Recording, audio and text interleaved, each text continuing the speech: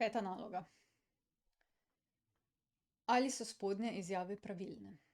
Zdaj, najlažje je, da v bistvu vse izračunate, ne. Razen če pravilo že natančno veste. Tole, se pravi, imamo pardon, imamo kar takole. Tole pa zdaj delam. Imamo takole. 1/3 plus 1/4 na -1. Treba je tole sešteti. Damo na skupni imenovalec, to je zdaj 12.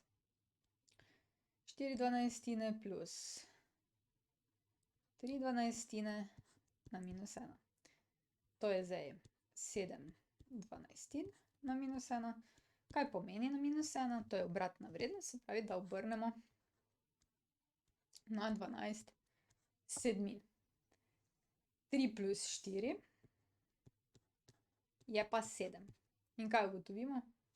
Ne, prva izjava ni pravilna. Okej, naslednja.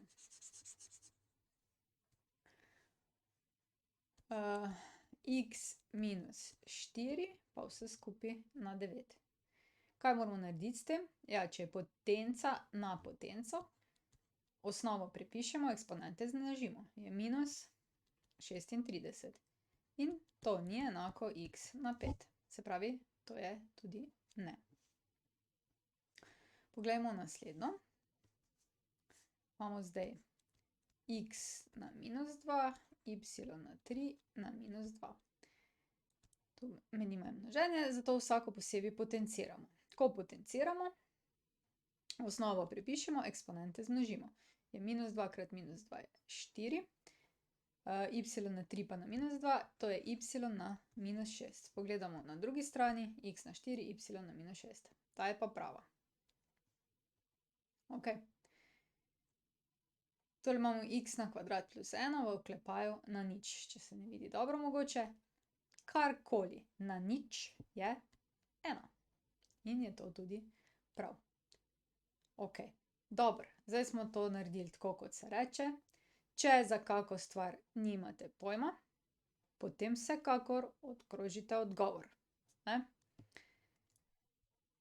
Zdaj pa preverimo še, če je to res. Poglejmo, ne, da, zmaga je naša.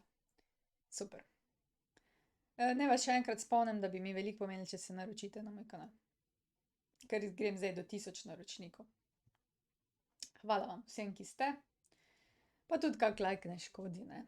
Saj veste, da mi da potem voljo. Okej, naslednja naloga. To je konec. Če rabiš več, na ninarazlaga.si, prosim, naroči se na moj YouTube kanal, tule. In pa, če bi rad kaj prispeval za ta projekt, spodaj je vpis, sprejmemo, ni da ni.